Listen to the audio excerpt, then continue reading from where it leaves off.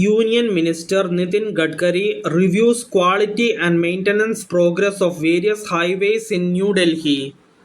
Union Minister of Road Transport and Highways Nitin Gadkari reviewed the quality and maintenance progress of various highways of Tripura, Arunachal Pradesh, and Sikkim in New Delhi.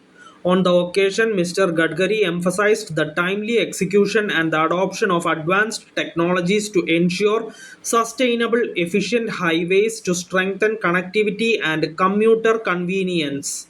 The minister also directed officials to ensure full monsoon preparedness with preventive measures and robust response systems to uphold road safety and durability.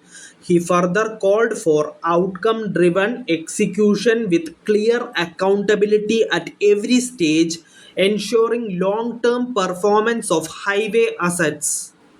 In a social media post, Mr. Gadkari said that he acted on feedback received through media and social media and reviewed the quality and maintenance progress of these national highways.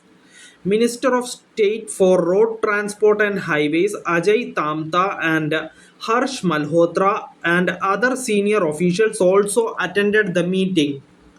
Thank you for listening. Thank you for watching. Thank you everyone. Bye.